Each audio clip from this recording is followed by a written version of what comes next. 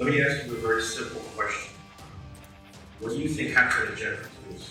So it was a white t-shirt with what appeared to be a blood-like substance on the t-shirt, and we found that suspicious. 6:40, alarm, woke up and went to room, took shower with Fotis, black leggings, black Adidas, black sweater. Michelle Troconis is eliminated as a contributor to the DNA profile from item 4-1S1. You need to know. What do you know about what happened to Jennifer Dulos? Bloody items found in the trash, DNA results, an alleged alibi note, and a police interview. That's just some of the key evidence we've seen so far in the trial of Michelle Troconis. As the case heads into its fourth week, we're taking a look at the top 7 pieces of evidence that can make or break the trial. You can do whatever you want, but I didn't do it. It's a case that's heating up here on Law&Crime, where Michelle Troconis is charged with conspiracy to commit murder in the death of her lover's estranged wife. That's Jennifer Dulos, who was last seen at about 8 o'clock in the morning on May 24th, 2019. She just dropped her kids off at school in New Canaan, Connecticut, and was caught on her neighbor's security camera video when she returned home. That's the last time anyone's ever seen or heard from Jennifer. She was pronounced dead in October of last year. Troconis is connected to the case through Fotis Dulos, Jennifer's estranged husband. Together, the pair shared 5 children. At the time of Jennifer's disappearance, Troconis and Fotis were lovers. Prosecutors believe it was Fotis who killed Jennifer at her home. His blood was found throughout the garage and kitchen, and he was later caught on security camera video throwing bags of garbage away. Troconis can also be seen in the video, and the contents of the garbage were later recovered by investigators. More on that later. At first, Fotis and Michelle were just charged with tampering with evidence, but those charges were bumped up about 9 months after Jennifer's disappearance. Fotis' attorney, Kent Mahoney, was also charged for allegedly attempting to pose as an alibi for his client. Fotis Dulos, who is charged with murder, felony murder, and kidnapping, with the court-set bond of $6 million. Michelle Troconis, charged with conspiracy to commit murder, with a court-set bond of $2 million. Kent Mahoney, charged with conspiracy to commit murder, also with a court-set bond of $2 million. Weeks later, another shock in the case when Fotis died by suicide after poisoning himself with carbon monoxide. When officers responded, they could see through a window that Mr. Dulos was sitting in his vehicle, and he had obvious signs of medical distress. Fotis left behind a suicide note saying he had nothing to do with Jennifer's disappearance, and neither did Troconis or Mahoney. One day after Fotis was pronounced dead, Troconis pleaded not guilty to all charges. And that leads us to January 11th of this year, when opening statements were finally presented in the case against Michelle Troconis. Since then, jurors have seen a fair amount of evidence. Let's start with the DNA evidence that so far seems to be working in favor of Troconis. Michelle Troconis is eliminated as a contributor to the DNA profile from item 5S1. Fotis Dulos and Michelle Troconis are eliminated as contributors to the DNA profile from 66S1. One peak that wasn't attributed from that DNA profile from the toothbrush, and Fotis Dulos and Michelle Troconis have that peak, so I can't say conclusively if they're a contributor or not, but I can't eliminate them either. It was a common theme on day 5 of the trial when a DNA analyst took the stand. Overwhelmingly, Troconis' DNA was missing from a lot of evidence items, including everything that was tested from Jennifer Dulos' home. So all of the exhibits that you examine, all of the laboratory work that you did with regard to what was taken from the home in New Canaan, all of the, whatever findings you made, either there was an inconclusive result or it eliminated Michelle Troconis' DNA from being a contributor. Isn't that right? Yes, I do not recall having a positive association.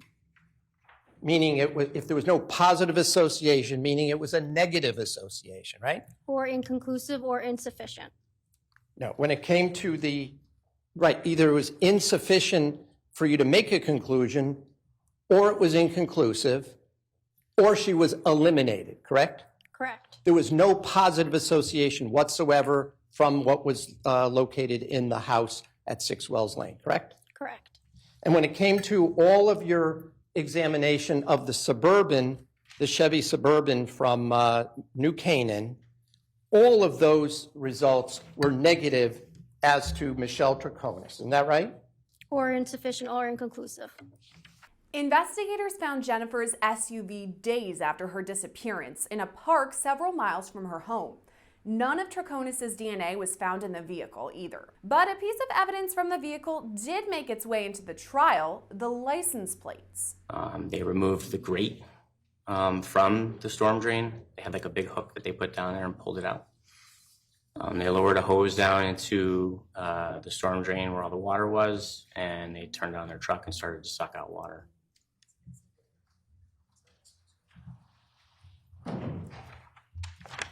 As they were sucking out water, can you describe what happened next? Yes, the envelope actually got stuck to their equipment, and they were able to pull it out like that. Connecticut State Police Sergeant Michael Boughton testified his team recovered a set of license plates in a FedEx envelope hidden inside a drain. What were the results when these license plates were run? I called into dispatch and ran them as they are, and they came back to nothing. When you say they came back to nothing, what does that mean? It means there was no record found, meaning no such plates existed in the Connecticut DMV database. And so after you received notification that no such plates existed, did you notice anything about the sequence of the letters and numbers themselves? Well, yeah, we noticed that they were a bit odd.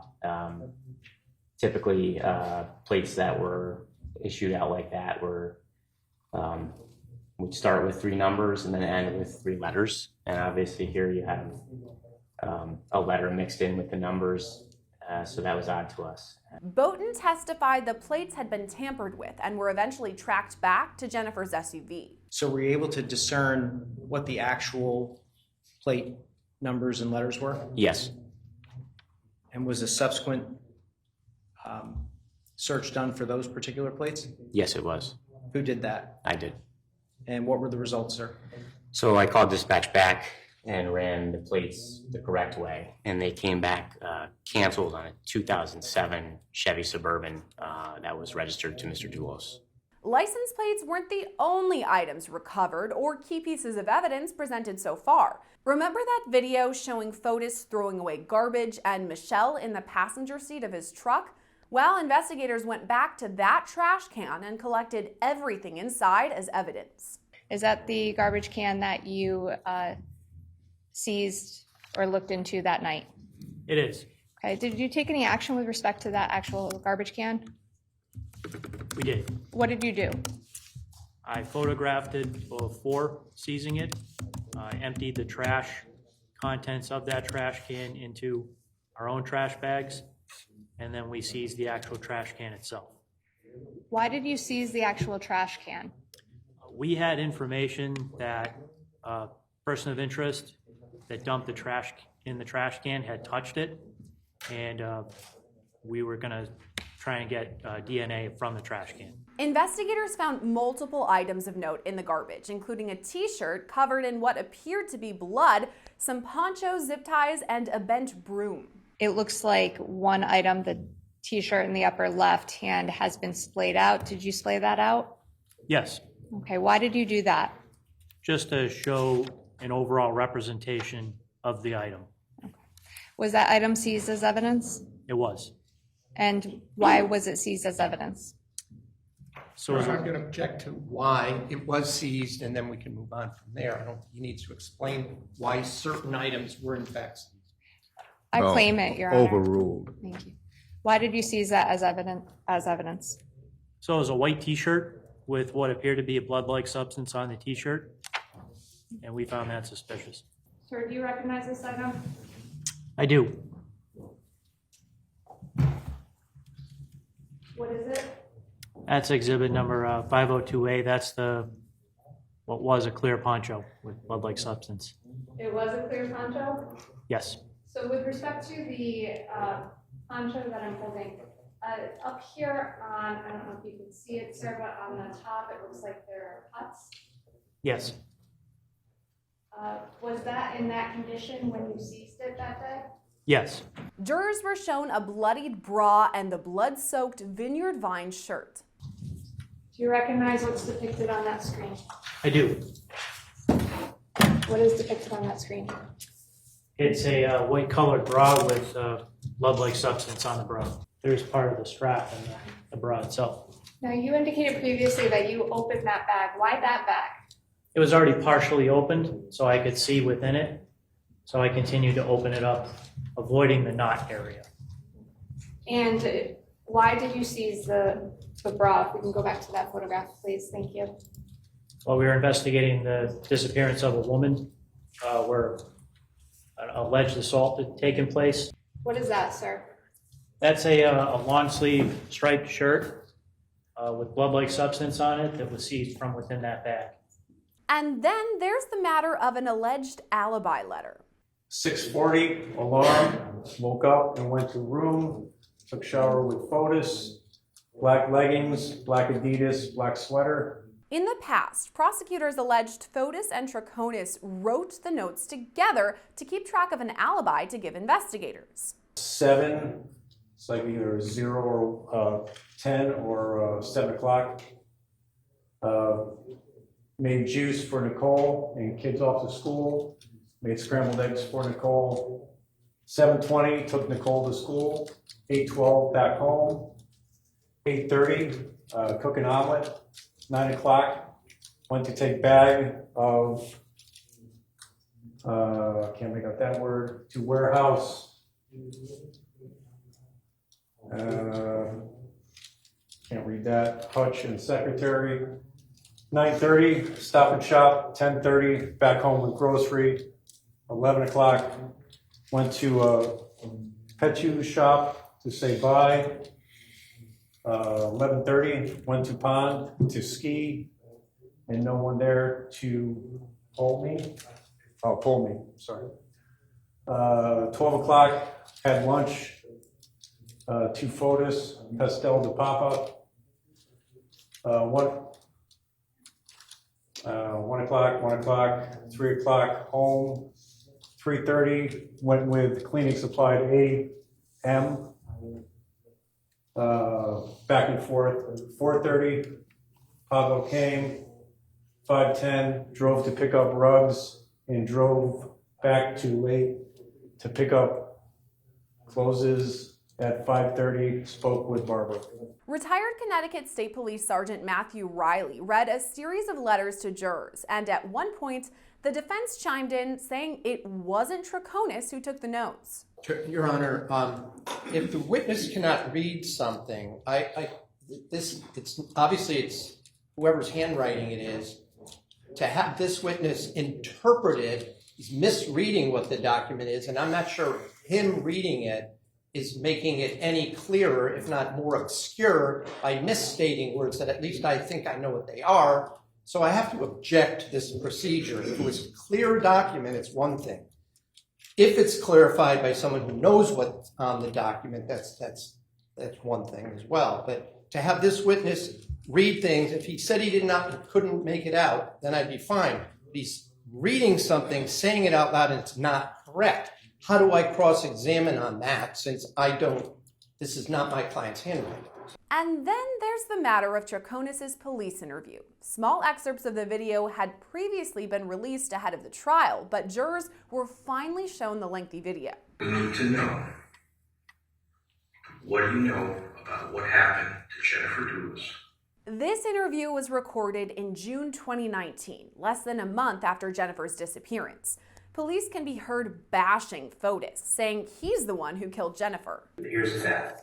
Fotis killed Jennifer. Okay? This is the fact. We know this. We need to find Jennifer. Is there anywhere that Can you look in the house? We're at your house. And? Listen, just answer his question, okay? Is there anywhere that you can think of, other than your properties, that Fotis goes to where Jennifer could be? He has property in 585 Deerfield? We know about that it's a house that I told you that the mom used to live. 80 Mountain, that. We have that. 84, 88, We know about that. those blocks. What about places that we might not know about? Fotis has set up a plan to make Jennifer disappear. Okay? And she has. But he thought he was good. But he's not. Alright, we're very much aware of what was going on. We just need to find her. There's back and forth throughout the interview as police attempt to poke holes in Troconis' story, noting discrepancies in her recollection of the events. At one point, they ask about a piece of property where a body could be hidden. This is property that you and Fotis have been on. But are you saying that you have no specific knowledge that Jennifer Dulos' body is in here? Because you don't know. I mean, I can tell you where we drive motor, but I mean, I let me never ask saw 40. Is there anything else about this area that you can tell us? Because this is quite expansive tract. It takes us 40 minutes. So 40 minutes round trip. Yes, and we're back in the house cleaning the motor. Is there anywhere if you were to hide something, like a body, That's like a paradise. is there, it's like, how, what do you say a paradise? So it's big, anywhere you can put someone. Mm-hmm. Like, In what, like a cave and holes and water? Any idea? Police straight up asked Troconis what she thinks happened to Jennifer. Troconis says she was told Jennifer had a history with mental illness. Let me ask you a very simple question. What do you think happened to Jennifer Dulos? where you said, you No. okay, what I don't know, and I've seen in the newspaper that she got No. in the garage. No. They're asking you for only your knowledge. Not what you read in the newspaper, not what you think And I think that she's still somewhere, hiding. Pero bueno, you guys said that you find blood, so obviously she's not hiding from who. What Fotis have told me that in the past, before they were married, I don't know when, how many years, she fought with her parents and she disappeared and she moved to Aspen. And she got an inherit of an aunt of $3 million. And she lived like for 3 years in Aspen. And she changed her name to Jennifer Bay, which I still receive in the house, magazines. Let me ask you a question. Would you ever leave and go hide and not tell your 12-year-old daughter where you are? Why not? Because I'm a healthy person, I won't do that. Okay. Because she would be very upset, right? It's something that doesn't even cross my mind. It wouldn't even occur to you to do that. No. Because Jennifer has 5 children Yes. and other family members. Do you think, why would she go hide and not tell them for a period of time where she is and she's sick? Can I talk about the report? No. Well, No, listen, the question was. My question is, The my question only was. answer that I can give is because from my understanding, she has a borderline personality disorder. She got that information from photos. This is a man who killed his wife. Investigators prod Troconis, belittling Fotis and suggesting he could turn against her. We're here to find out where she is. And we don't think that you're not the one who orchestrated this. Our impression of Fotis is that he is a manipulative, controlling person. And we're looking to find her for her family's sake. Killed the mother of his 5 children. And we want help from you. I mean, Who's to say he should have done to you? yeah, if he can kill the mother of his 5 children, somebody who appears to have been wanting to get back with that mom. I thought it was one of Fotis, the one you're like, the Yeah. man you sleep with every night. a text message to her. Yeah. So you think, for 1 second, So imagine what he would do to you. Finally, Troconis seemingly breaks, saying she'll tell officers whatever they want to hear, but that she didn't do it. can do whatever you want, but I didn't do it. But she does admit she believes Fotis killed Jennifer. In your gut, in your mind, in your heart, your stomach, based on what you know, not what we've told you, what do you think has happened to Jennifer? No, Fotis killed her. The trial's expected to last for several more weeks, so we'll keep an eye out for more compelling evidence. In the meantime, you can keep up with the trial by subscribing to Law and Crime's YouTube page. Reporting for Law and Crime, I'm Sierra Gillespie.